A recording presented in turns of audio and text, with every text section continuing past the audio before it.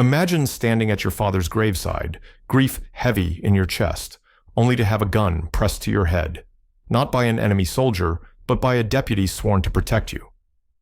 For General Marcus Grayson, this nightmare becomes reality when a racist cop targets him at his own father's funeral.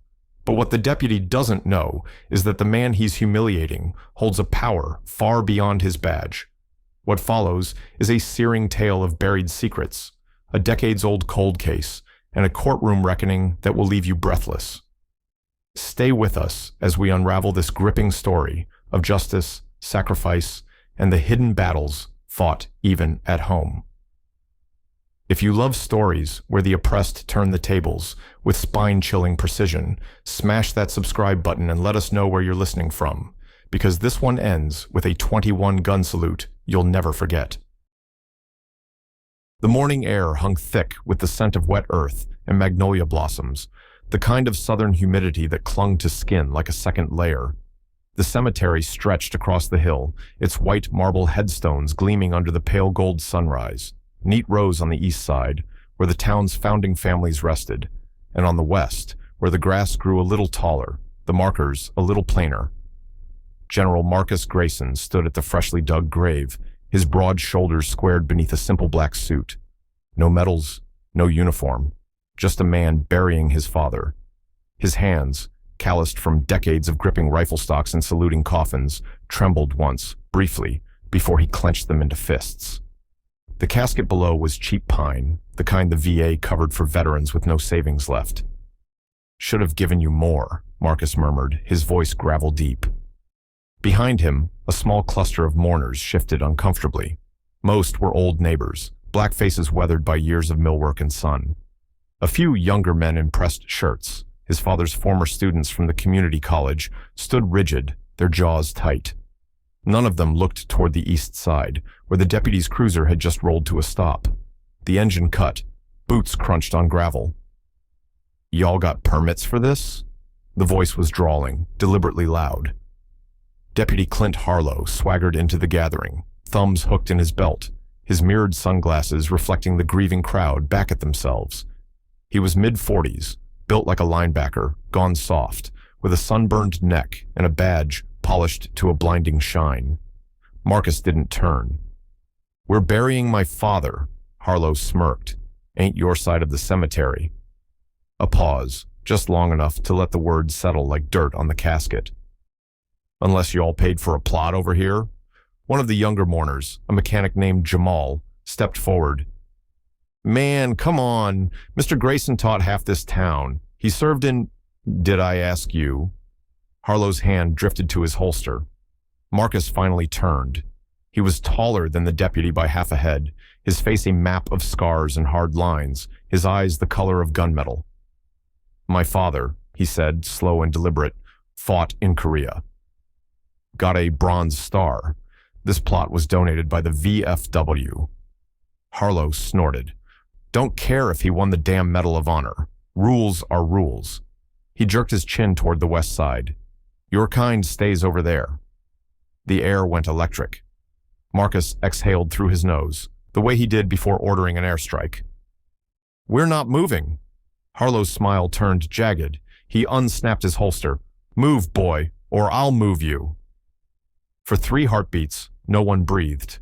Then Harlow drew his pistol, a Glock 17 well kept, and pressed the barrel to Marcus's temple. The metal was cold, familiar. A voice cracked through the silence like a rifle shot. "General Grayson, sir." Harlow flinched. So did the crowd. From behind the mourners, 4 soldiers in full-dress uniforms stepped forward, their M4s leveled at Harlow's chest. Their insignia glinted. 101st Airborne, military police. The deputy's face drained of color. "What?" The tallest MP, a sergeant with ice-blue eyes, didn't blink. "Lower your weapon. Now." Harlow's pistol wavered. Marcus didn't move, didn't even blink, just held the deputy's gaze as the truth sank in. The man he'd called boy was a United States Army general, and he'd just pointed a gun at him in front of witnesses. The gun clattered to the ground before Harlow even registered dropping it. His hands flew up, palms out, his breath coming in shallow gasps. The MPs closed in, their rifles steady. "On your knees," the sergeant ordered. Harlow dropped like a stone. I didn't know. He wasn't in uniform." "Sir?" The sergeant ignored Harlow, looking to Marcus. For the first time since the confrontation began, Marcus moved. He reached down, picked up Harlow's Glock with 2 fingers, and handed it to the MP. Then he straightened his suit jacket, his face unreadable. "Arrest him." The crowd erupted. Phones came out, recording as the MPs cuffed Harlow, his protests shrill. "You can't do this. I'm law enforcement. You're under military jurisdiction now," the sergeant growled, wrenching Harlow's arms tighter. "Assaulting a superior officer during active duty status. That's 20 years minimum." Active duty. The words sent murmurs through the crowd. Marcus saw the realization dawn on their faces. The general hadn't just come home for a funeral. He'd come home on leave from war. Flashback. 3 weeks. Earlier, the Pentagon briefing room was frigid, the air buzzing with satellite images of insurgent strongholds. Marcus stood at the head of the table, his pointer tapping a map of the Syrian border. "Intel confirms chemical weapons here, and here," he said. "We move in 48 hours. His second-in-command, Colonel Alvarez, hesitated. "Sir, your father's funeral is—" "I'll be back before deployment." Marcus's voice brooked no argument. The flight home had been a blur. No fanfare, no escort, just a duffel bag and a rental car the way his father would have wanted. "Don't let 'em make a spectacle of you, son," the old man had always said. Now, watching Harlow being shoved into an MP Humvee, Marcus wondered if his father had known this would happen, if he'd known his own funeral would be the spark that burned this town's secrets to the ground. Present day.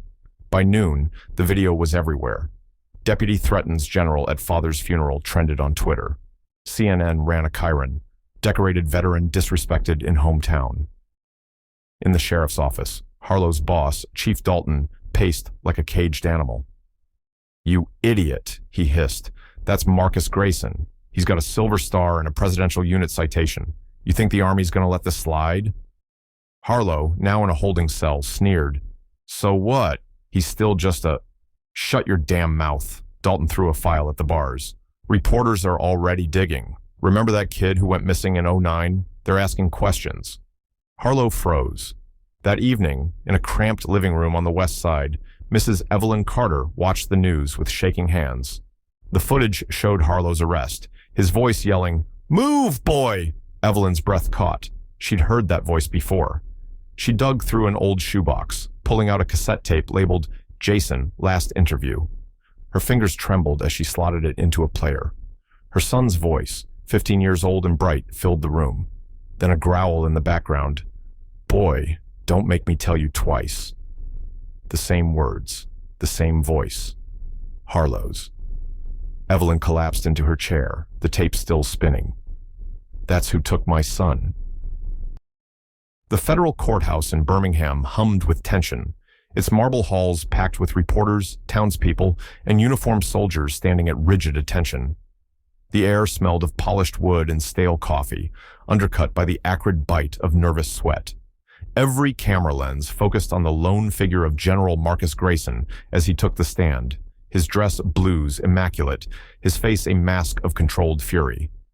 Prosecutor Angela Carter, no relation to Evelyn, adjusted her glasses. "General, describe the events of April 7th. Marcus didn't look at Harlow, who sat slouched at the defense table, his expensive lawyer whispering frantically in his ear. Instead, Marcus's gaze settled on Evelyn Carter in the front row, her gnarled hands clutching her missing son's photograph. "I was burying my father," Marcus said, his voice like gravel wrapped in velvet. Deputy Harlow approached us, weapon drawn, and threatened to remove us from the cemetery at gunpoint. A juror gasped. Harlow's lawyer shot up. "Objection! My client was performing his duties." Overruled. Judge Wilkins, a no-nonsense black woman with silver braids, didn't even glance up from her notes. "Continue, General." Marcus leaned forward. "I've faced enemy fire in 3 wars. Never thought my greatest threat would be at my father's graveside." The words hung in the air, heavier than the chandeliers. The prosecution played the cemetery footage, Harlow's sneer, the gun pressed to Marcus's temple, the MPs swarming in. Then came the hammer blow. "Your Honor," Angela said, "we have new evidence linking Deputy Harlow to the 2009 disappearance of Jason Carter." Evelyn stifled a sob as the forensics expert took the stand. "The voice on Mrs. Carter's tape matches Deputy Harlow's with 99.7% certainty. Additionally, ... he clicked a remote. Security footage from a long-shuttered gas station flickered on screen.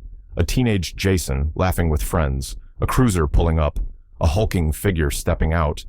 Harlow's face, 15 years younger but unmistakable, filled the frame. The courtroom erupted. Harlow lunged up, face purple. "That's doctored. I never—" "Then explain this." Angela tossed an evidence bag onto the table. Inside, a rusted sheriff's badge, found buried near Jason's skeletal remains. Harlow's lawyer went pale. His client's alibi was crumbling faster than a sandcastle at high tide. In a recess, Marcus approached Evelyn. The old woman's tears cut tracks through her powder-soft cheeks. "You knew," she whispered. Marcus knelt, bringing himself eye level with her. "My team had been investigating Harlow for months. We suspected he was dirty, but we needed proof." His jaw tightened. "I knew if I came home in uniform, he'd avoid me, so I wore civvies, let him show his true colors." Evelyn gripped his hand like a lifeline. "You used your own father's funeral as bait?" Marcus's eyes glistened. Pop would have loved the irony. The sentencing lasted 7 minutes. Life without parole for Jason's murder, plus 20 years for assaulting a federal officer.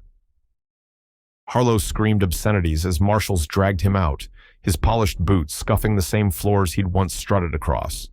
Outside, the town split like rotten fruit. Protesters waved Blue Lives Matter signs, while black veterans stood shoulder to shoulder with Jason's family. News helicopters buzzed like angry hornets. Marcus ignored it all. At dusk, he returned to the cemetery alone, this time in full dress uniform, his chest a constellation of medals. The MPs waited at attention, rifles ready. No speeches, no fanfare, just a general honoring his first soldier. Marcus snapped a salute so sharp it could have cut glass. "Fire!" The 21-gun salute cracked the sky open, each report shaking blossoms from the magnolia trees. As the final echo faded, Marcus pressed 2 fingers to his lips, then to his father's headstone. "Some men wear uniforms to hide their shame," he murmured. "Others wear them to carry the weight of justice." The MPs saluted. Somewhere in the distance, a lone bugle began to play. Thank you for joining us on this explosive journey of justice and retribution. General Grayson's story proves that some battles don't end on the battlefield. They're fought in quiet cemeteries and crowded courtrooms where the weight of a single voice can bring down empires of corruption. If this story moved you, ignited your sense of righteousness, or left you gripping your seat, don't forget to comment and tell us where you're listening from. Share this with someone who needs to hear it, because stories like this remind us that accountability is never out of reach. Subscribe and tap the bell for more tales where the underdog doesn't just bite back, they win. Until next time, stand tall, speak louder, and never let them forget who you are.